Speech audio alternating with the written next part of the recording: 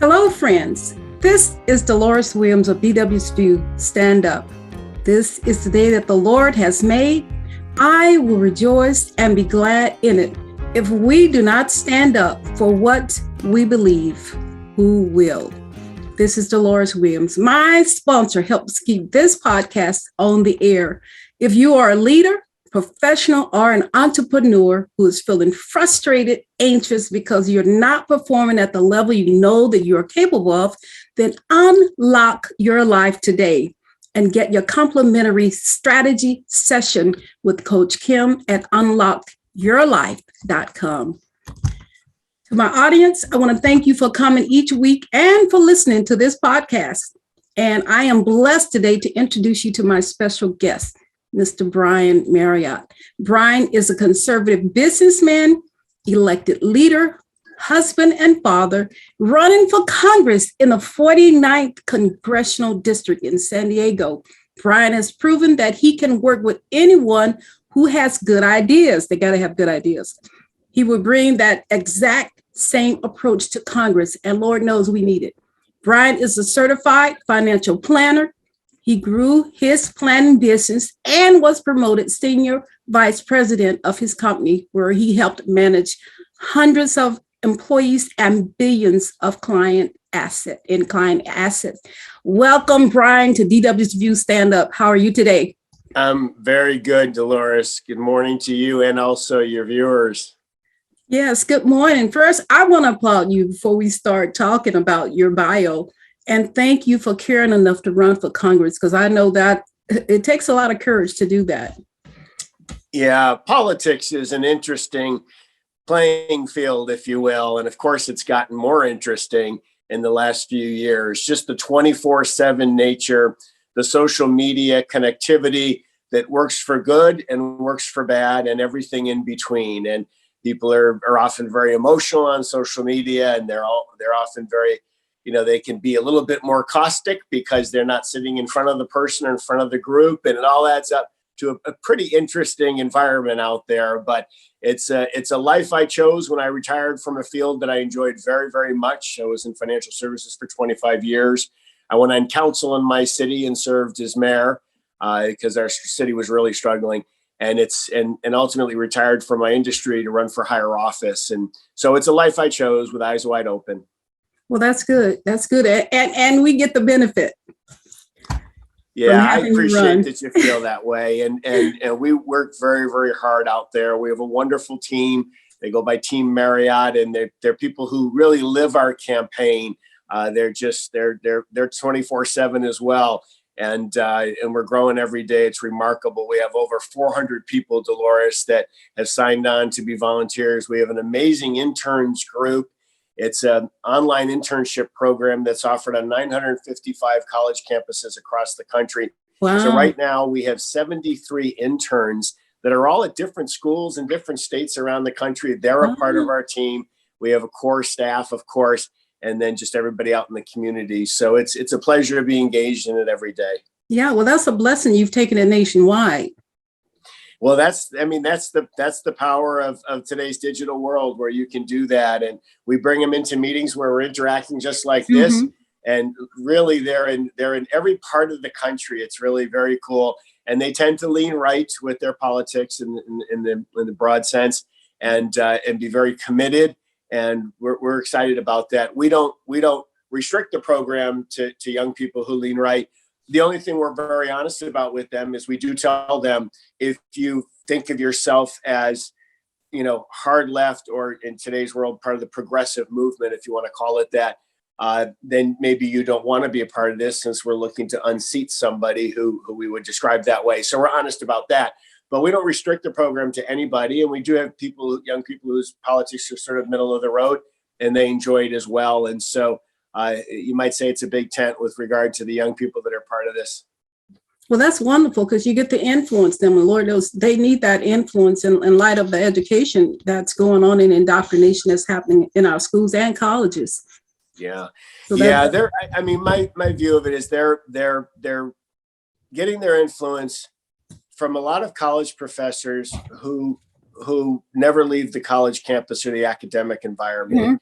And I'm not knocking that lifestyle or that career path.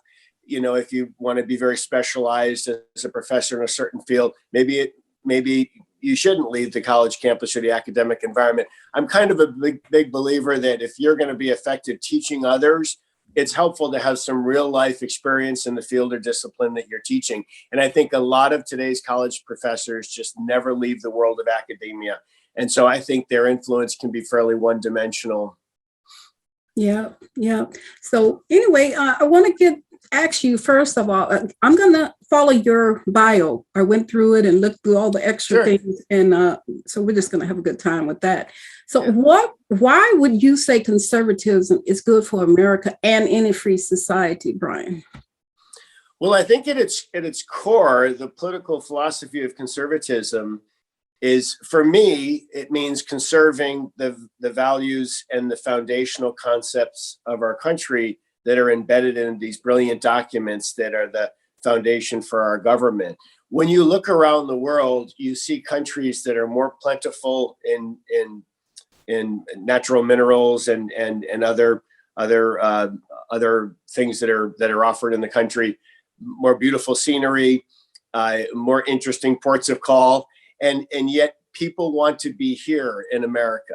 This is, the natural resources, other things may be more plentiful elsewhere. People want to be here, and they want to be here because our governmental system truly does allow for government by the people, and it allows for a situation where you can accomplish really something unlimited. And I think people recognize that, and that goes to the foundational concepts of our country. The men who are a part of designing our governmental system, and they were all men at the time, they were not historians by discipline, but they were by curiosity and hobby, right? So they had hundreds and thousands of years of human behavior and nature to study when they designed our system. And so they knew how to look out for trouble down the road. And I've always said our country is not designed, and our governmental system is not designed to last 200 years or 2,000 years. It's designed to leave, until our world ends. It's a remarkable design. And so when I think about conservatism, it's conserving those things. It's conserving the very founding documents and the nature of our country. It's not a per issue ideology to me. It goes to conserving what makes our country great, which is the power of the individual, the human spirit, with rights and freedoms endowed by our Creator, not by the government. And that's the brilliance of it. Yeah, I totally agree with you. And it's unfortunate that we are not teaching that to the American children. They're missing that because they're being indoctrinated in something that's totally against what this country stands for. It really does feel that way. And you're seeing anecdotally everyday stories that are just hard to ignore. Testimony from parents who have seen it online, who have heard it, who have read the doctrine that's being taught. And it's a little bit disturbing because you do feel like they are looking to dismiss the brilliance of our history. Our history is flawed. We have a couple of chapters in history that are so out of whack with not just our Judeo-Christian foundational principles and guidance and inspiration, but also the words in our documents, okay? And we have a couple of periods in history that are very much at odds with that in terms of the goings on of the day. And those are painful areas for our country, and they should remain painful. They should always be a reminder to us that no country is perfect, and we should continue to strive for excellence and to be self-aware as a nation. But I feel now what they're trying to do is broadly dismiss our history as being less than honorable. And that's very, very problematic for the perpetuating our beautiful country and a free people. It's very, very much at odds with that. And so I think we have to come to grips with a society and understand that we can be ashamed of some things in our country's history, and learn from them and grow from them, and be willing to be honest about those periods in history without dismissing all of our history as somehow so deeply flawed that it's all ignoble to begin with. That's ridiculous and absurd. And I think in this notion that they've got to try to instill some self-awareness in children about our history, they've gone way overboard, whether it's intentional or whether it's just, that they really feel in their hearts that that's what should be taught. That's a harder judgment to make. I feel like I've met people in the progressive movement that they're just power crazed, and that is a way of grabbing hold and influencing and having influence beyond their role in life that they should have, the more limited influence. And then I feel there are people who are just in their heart, they just think this nonsense makes sense. And I don't know who's more dangerous at some level, but it's very problematic for our country. And it's painful to know that our kids are not recognizing just how truly uncommon and exceptional our country is. Yeah, I know. And that's something that we have to continue to push. And yeah, we had I just said slavery. But you know, what's beautiful about America is that America made changes. America did things that no one else did. And the America that we live in, while it will never be perfect because we're not perfect people, but yet here in America, you can accomplish anything you want to accomplish. Yeah. And I get, as a Black woman, I get sick of and tired of hearing about how we are still in slavery. We're not in slavery. We can do whatever we want to do. I keep hearing about, you're going to always have people who are prejudiced. You can't do anything about what's in the human heart. But what you can do is that you can accomplish anything you want to. And you can be whatever you want to be here in America. No one can stop you from doing it except you yourself. Yeah. You're the only one who can stop you. That's absolutely right. And I think we're dealing today with a government that feels like government has to take care of the third piece of that. I mean, you mentioned in terms of people's attitude, slavery was wildly out of step with the foundational concepts and documents of our country, right? We denied people basic freedoms. It was an absurd aberration in our country's history, a very, very painful and disgusting chapter. And then we had this period in the 50s and 60s where there was a lot of attention. Pardon the interruption. That rang through on my iPad. My phone rang through on my iPad. Oh, okay. So let me do some. Yeah. So I'm sorry that happened. If you saw that interruption, let me just make sure that doesn't happen to us again. I'll shut the phone down. I didn't realize that was possible for it to come through a Zoom call like that and be disruptive. So in the 50s and 60s, we had this, originally we denied people their freedoms. And then in the 50s and 60s, it became very visible that we're actually denying people their rights. And that was a very ugly chapter, the way America fought back against that and so forth. And now we have a playing field that at least from a government and statutory perspective, rules and regulations and laws, is a level playing field for all, regardless of skin tone and religious background and the language you speak and whatever. It's a level playing field. Now we have to deal with this as a country. We think, okay, it's unfortunate to know that there's still some people who may harbor some racial bias in their hearts, right? Yeah. But that's where it sits. It sits in their hearts. It's their own individual flaw. And I think it's very, very hard to legislate that away. One of the most interesting things to me, Dolores, is watching our children. We have 3 children. And what I've noticed over the years is they don't make any distinction for race. They don't talk about their this race friend, that race friend. They just don't. It's the pot melted for our children. It's just melted. And now with this effort to perfect what's in people's hearts by the government of all entities, we're bringing racial consciousness back into the minds and eyes of our children. And that makes no sense at all to me. I think it's poisonous. I really do. It is. It So, really is. so Poisons the whole society, our whole for society. sure, for sure. And why would we ever want children of color or children of this racial background or that racial background to think that their own individual success was somehow empowered by the government because Yeah. of this or that? The playing field's level. We had a man of color as a two-term president. You know, it was such a remarkable step for our nation, you know, and so I think it may be a sad acceptance, but I think we have to accept that there are still some people in society that harbor some racial bias and some stereotyping, you know, in their hearts. Now, when they're in law enforcement, you know, obviously they've got to get fleshed out, you know, that in terms of, you know, we want good people out there policing our streets. And I think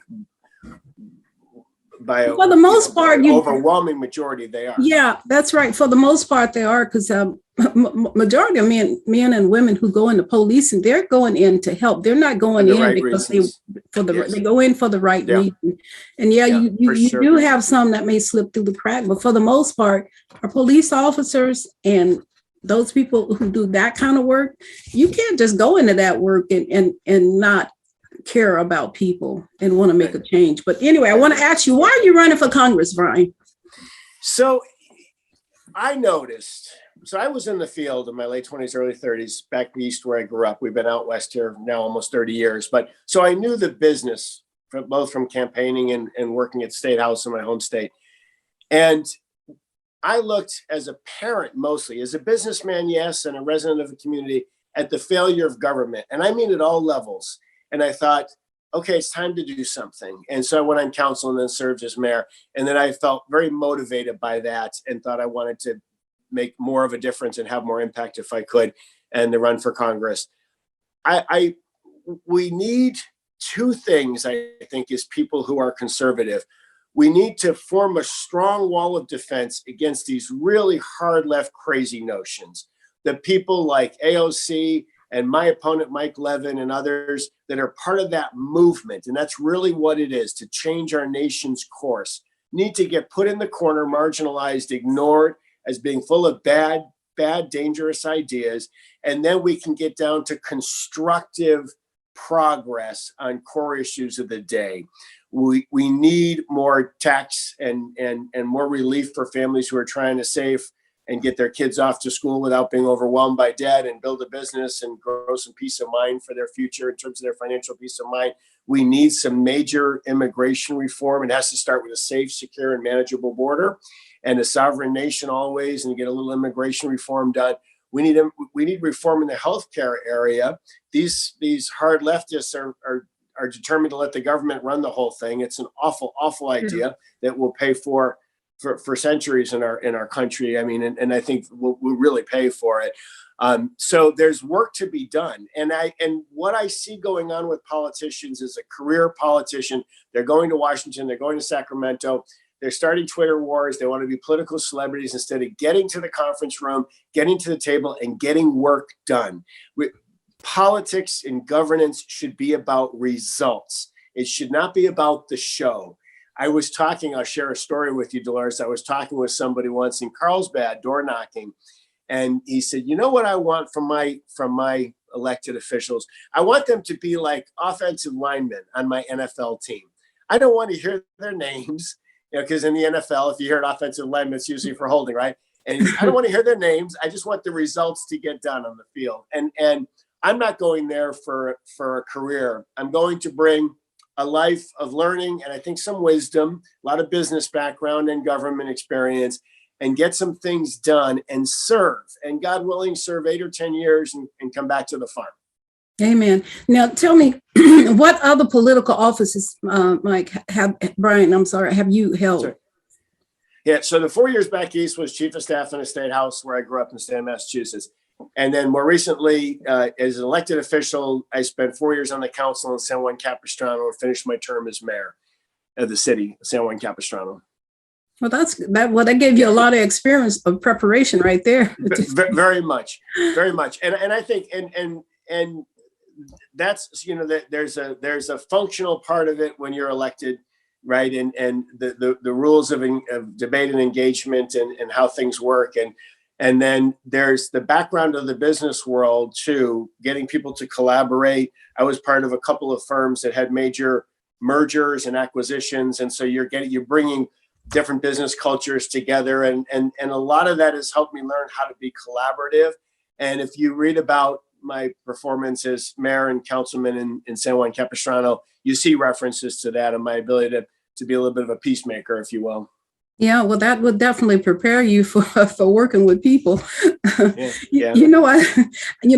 Brian, I think if the American people and the people of California, if they could see, and most Californians don't see and don't know the crazy bills, the evil bills that come out of Sacramento. Some of the bills that come out of there, would you pull your hair out if every Californian understood and saw what these people propose and the evil stuff that come out of Sacramento. Yeah, I hear it because because we get connected and we know what's happening in the state. But some of the bills that come out of there are just pure evil. Yeah, and they really are. Against the people. It's just evil.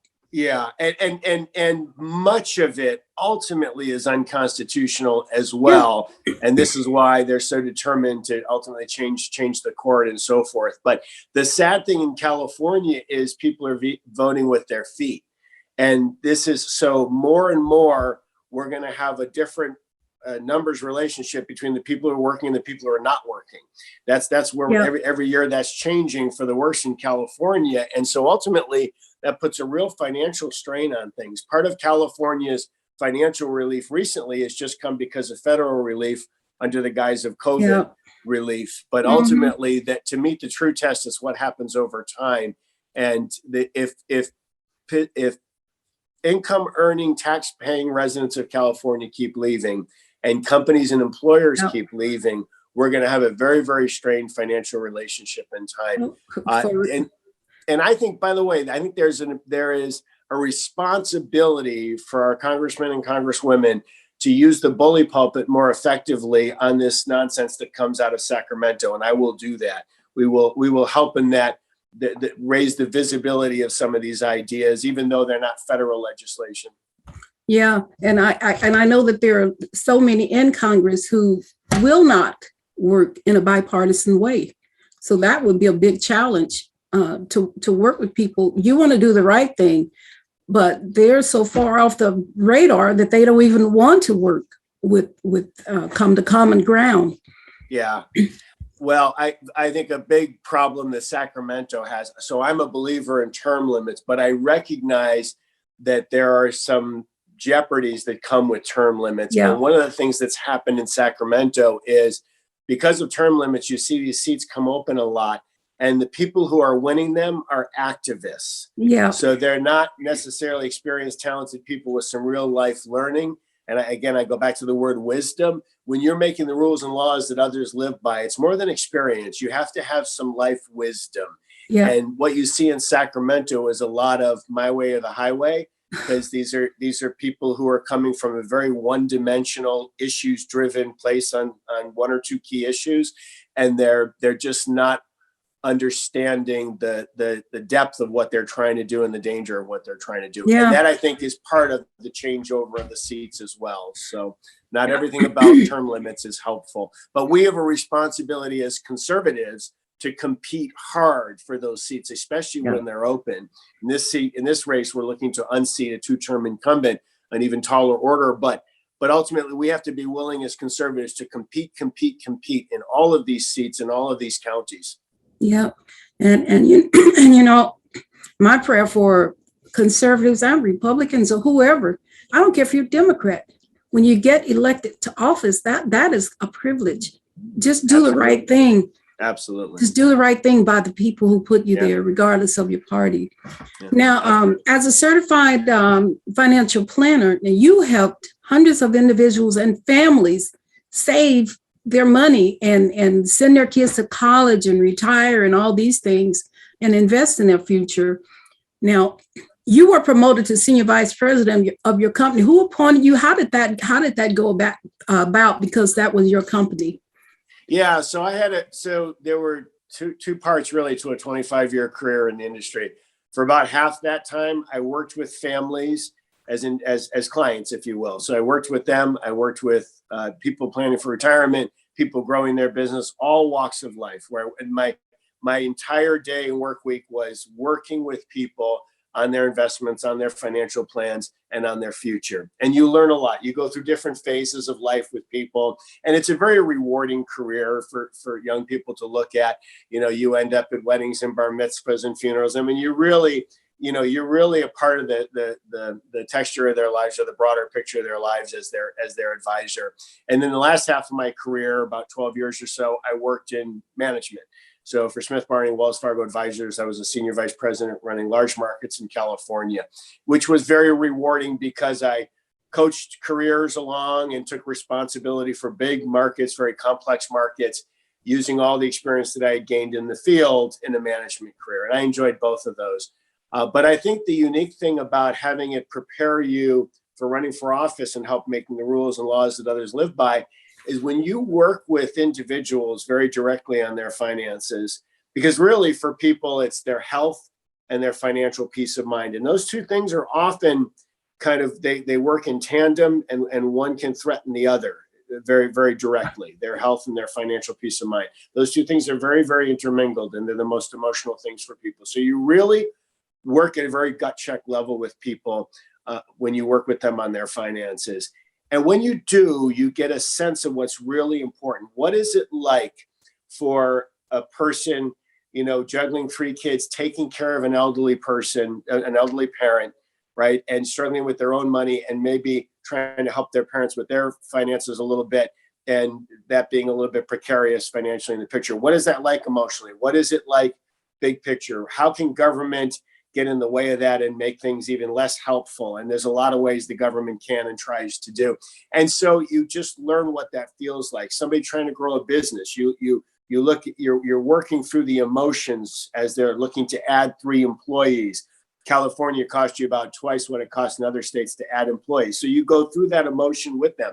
And so when down the road, when you're asked to vote on bills and legislation that impacts those situations, you have experience to draw from. Both parts of my career were very, very rewarding. I'm still in touch with clients that are dear friends, and I'm still in touch with people whose careers I brought along in the management side of the business. And it's a very rewarding field. Great. Now, as we look at our national debt, and you want to pull your hair out on that too every day, and our national debt and inflation is completely out of control. Now, with your expertise of working with billions of dollars, what would you do? How would you improve the economy of the country in Congress? So you mentioned the debt. So it's really balance sheet and income statement. It really goes back almost to basic accounting. So I'll start with the balance sheet because you mentioned it.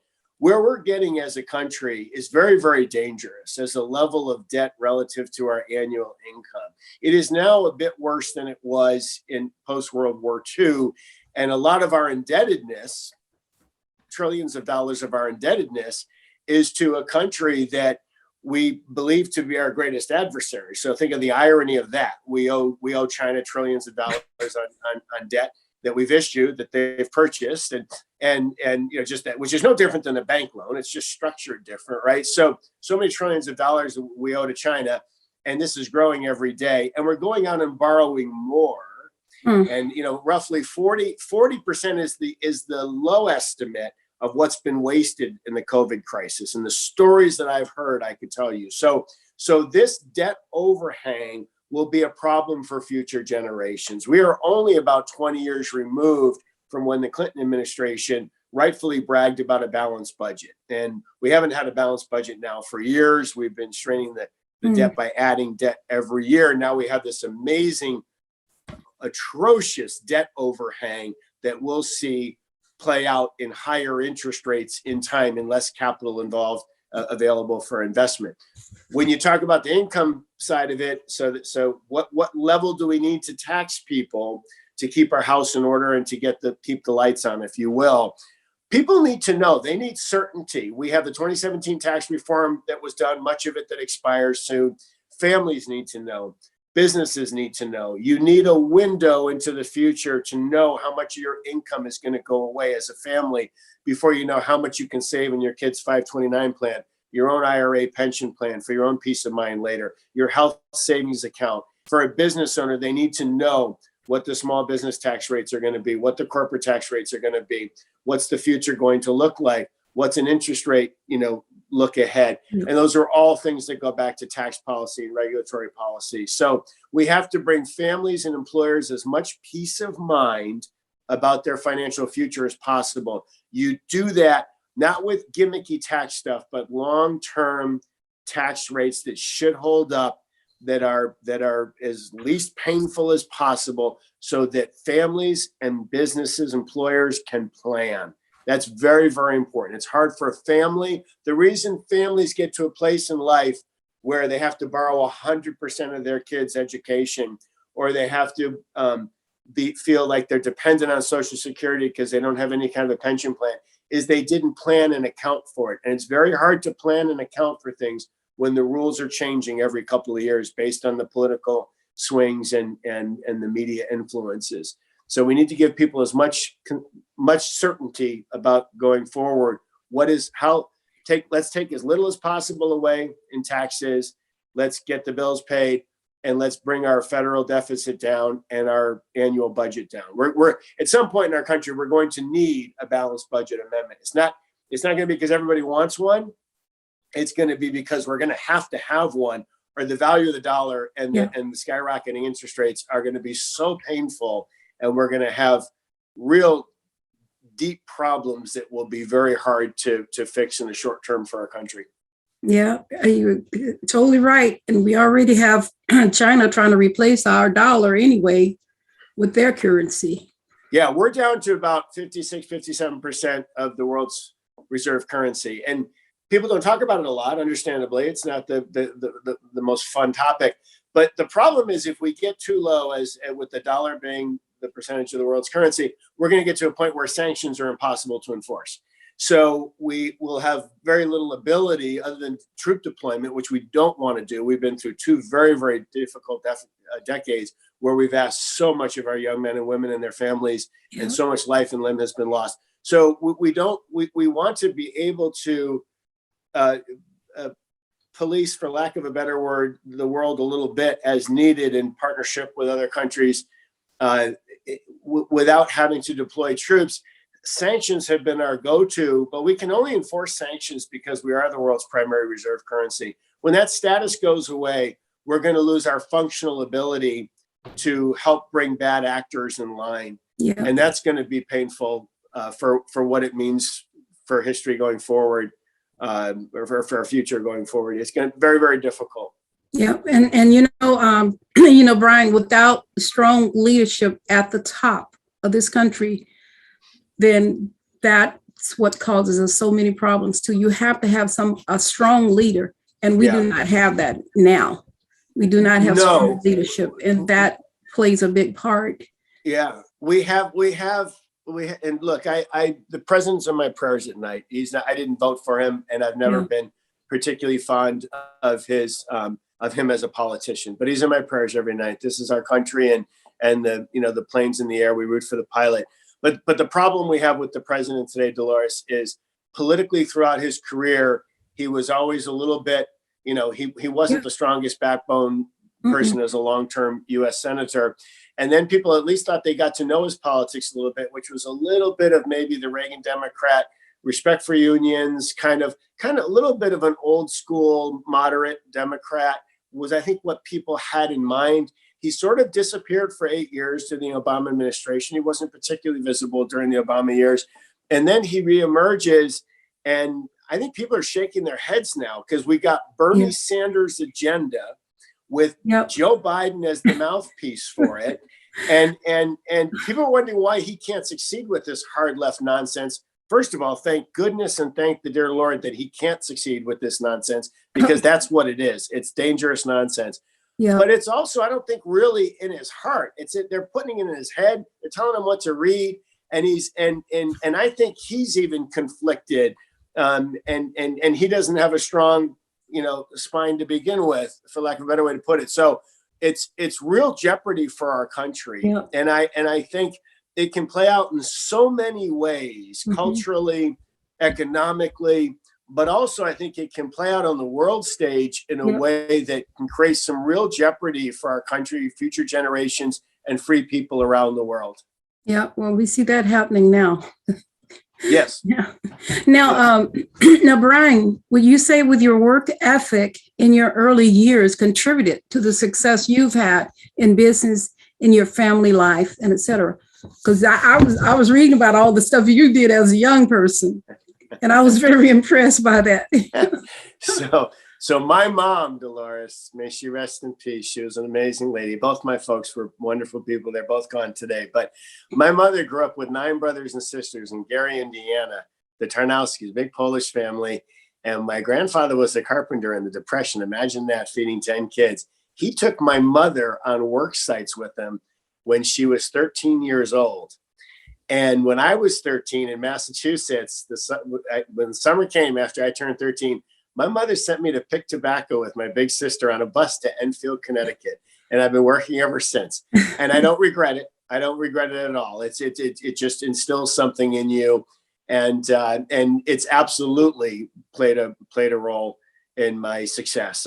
You really have your intellect, right? And you have your work ethic, and you have your communication and people skills, and everything else. I mean, those are, I think, the fundamentals, depending on your field, and all of that is I think what collectively makes you. And I was never first in my class, and I like to think professionally I make up with that, with my work ethic, but it's always been instilled in me, and it was picking tobacco, it was cutting lawns, it was working in a kennel, shoveling dog manure in summer and winter. And these were indoor-outdoor kennels, Dolores. So you can imagine the summer example of that. You can imagine the winter example of that. Neither of them was pleasant. Okay. And 7 years of restaurant work, and but never complained. I never complained. It was my folks.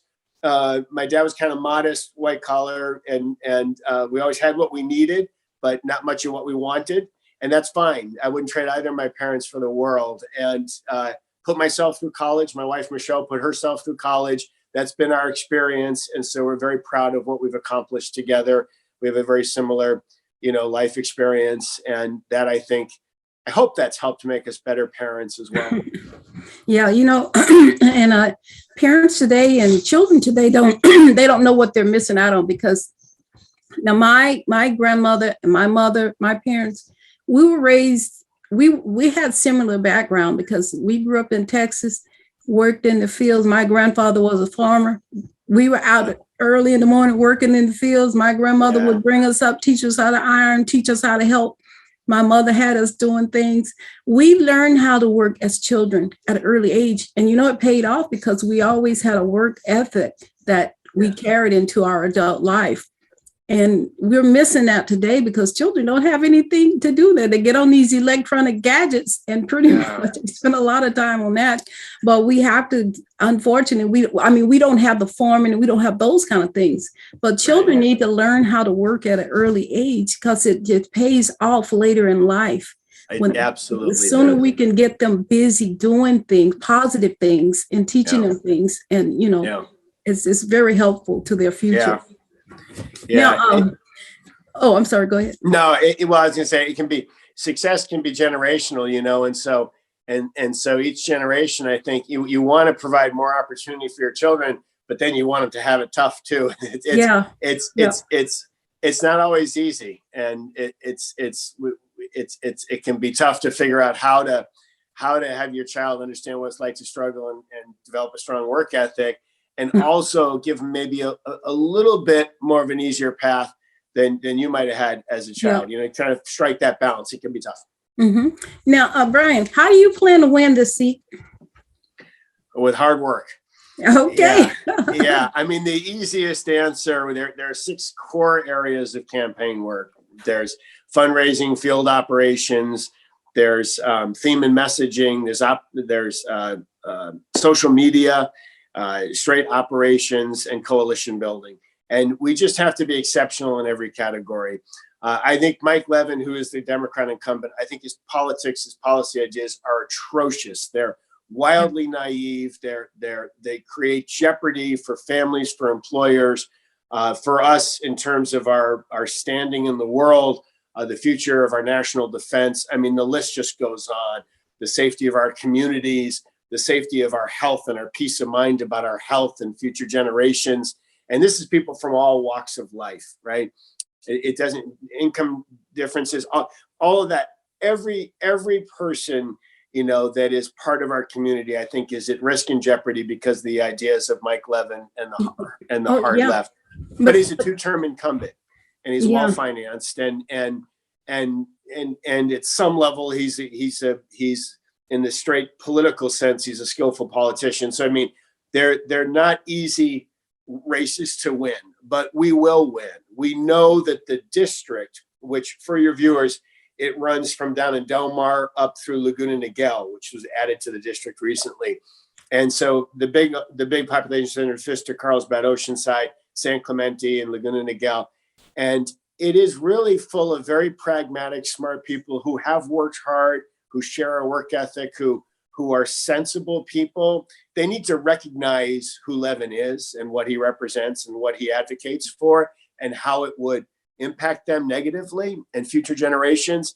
And we just have to tell that story and get that story told to enough people. It's that simple. And you look at all those categories of campaign work, if we're hitting on all 6 cylinders, and we will be, we'll get that done. We'll get that message told to enough people to get them voting smarter. And that's what this comes down to.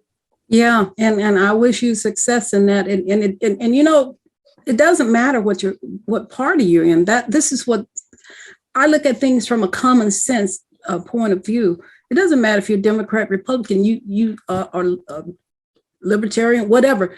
You still have to live. You still have to take care of your family. You still have to pay your rent. You still got to pay your mortgage. And we almost lost our health care. And that was a blessing. Right. Total government takeover healthcare. Yeah. And when I look at them always trying to take Prop 13, they always want to take your taxes and take your home from you. Even your ability to own a home, buy a home, live in a community that's not filled up with apartments right next door and all this craziness that happens. There's so many things that I think a lot of Californians just don't realize the danger that we're in when we put people in that have crazy ideas. And there's some craziness coming out of Sacramento. I tell you, I said, Lord, I need to start sharing with people I know. Do you know what they did now? Do you know the craziness that comes out of Sacramento? So anyway, I'm glad you're running, and you'll definitely be on my prayer list. I appreciate that, Dolores. Right. I'm grateful. And we you didn't exaggerate any of those examples, not one whit. And every example coming out of Sacramento, they have a federal version. And exactly. The bullet we just dodged on the state of California taking over healthcare and eliminating your private insurance. And that's what that bill did. Okay, yep. Think about that. That's Mike Levin's and the hard left's plan for the whole country. Mike's a co-sponsor of that bill. And that's what happens at the federal level. And we know that we would never want one of our brothers or sisters to want to need for healthcare, to not be able to be treated for healthcare. There's a government role to make sure nobody slips through the cracks. We know that.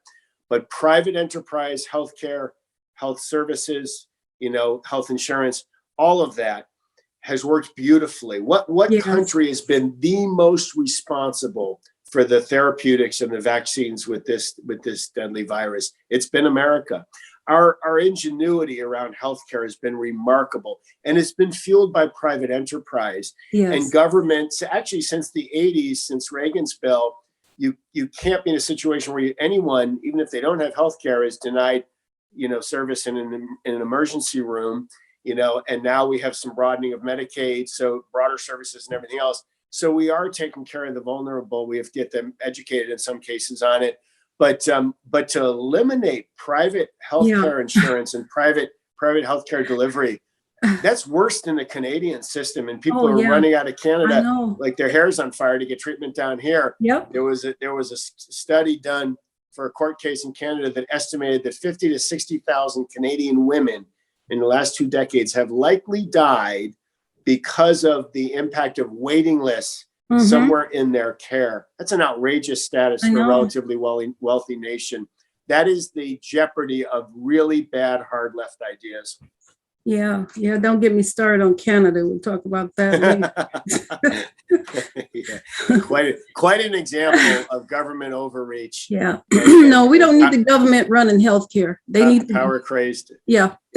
You know, Brian, there's plenty for them to do. Stay in your lane. Do what you're sent there to do. Beautifully put. We got to get you on the campaign trail. Beautifully put, Dolores.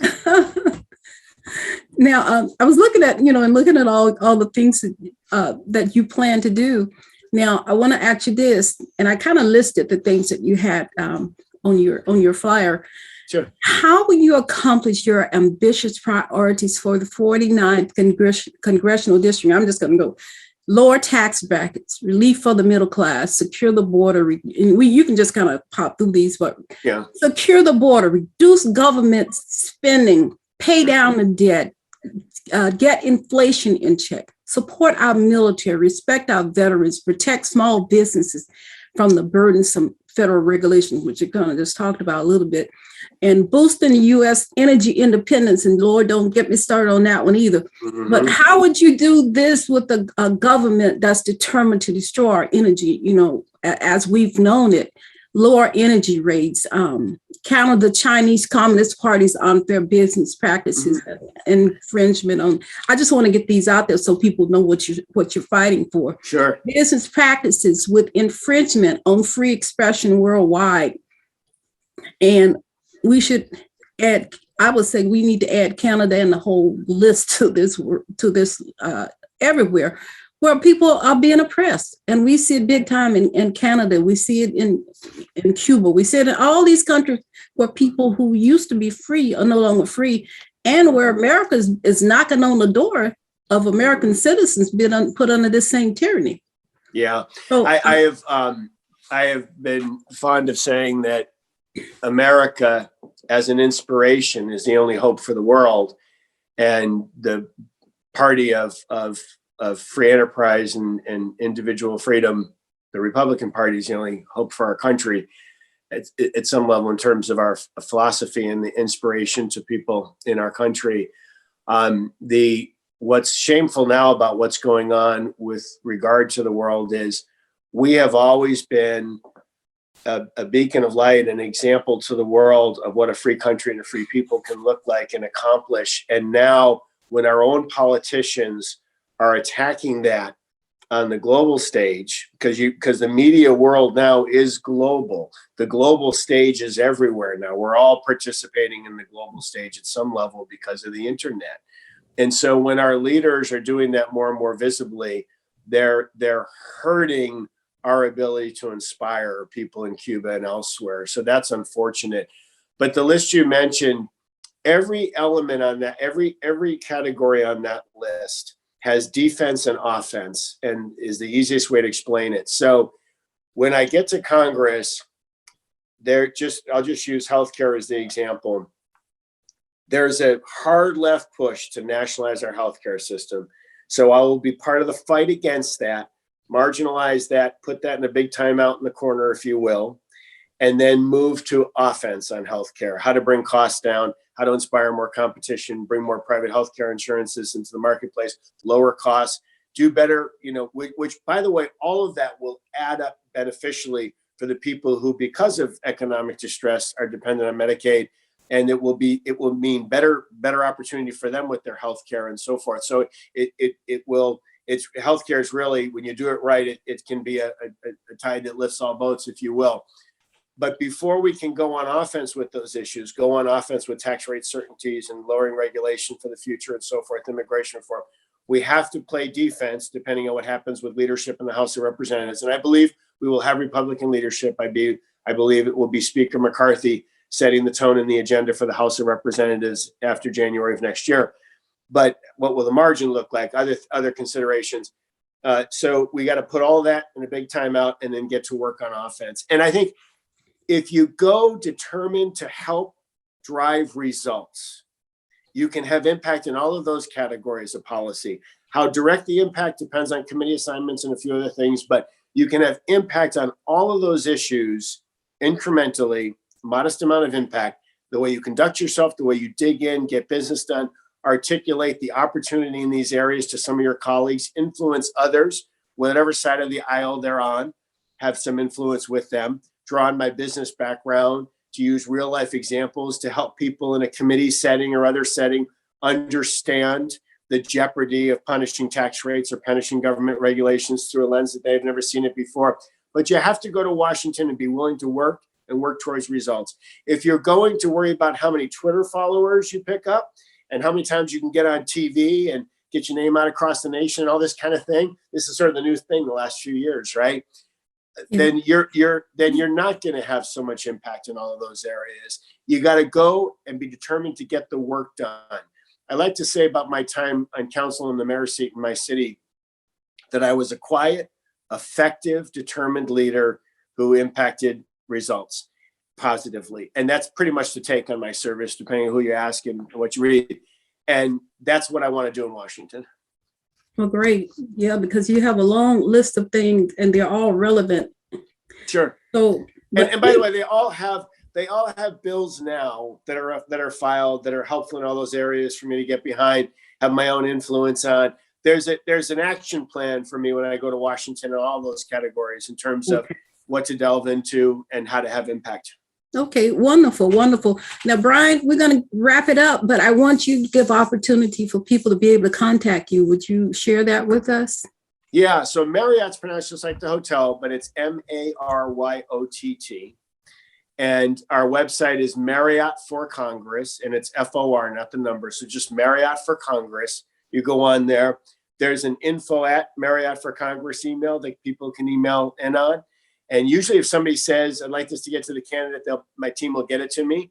But it's just as simple as getting to our retail store, if you will. Get to Marriott for Congress on the web, and you can delve into issues. You can obviously donate. You can get a feel for my background, our campaign team, the breadth of our support. We have amazing support. Both Orange and San Diego Republican Party have endorsed us with overwhelming supermajorities in the vote. We have all of the Republican elected officials, for the most part, there's very few exceptions, that haven't endorsed us in the 49th Congressional District. We have very, very broad support. We're the best financed candidate, and we poll the best. We're going to finish in the top 2 and go on to beat Mike Levin in the fall. Well, God bless you. And God bless you as well. We would definitely be pulling for you. Thank you, Dolores. So enjoyed the time with you this morning. Yes, thank you. Thank you so much for coming. And then I want to thank you, my audience, for taking the time to watch and to listen to this podcast and share this message. We come out with these messages, share them with your friends, share them with on your social media. And you can contact me at dwsustandup@gmail.com. Remember to subscribe to my podcast and listen to my recordings when they come out, and just share. And be sure to join us next week. We'll have another guest. And as always, each week I have a challenge for every one of you. And that is, if we do not stand up for what we believe, so I'm asking every one of you to stand up. Because if we don't,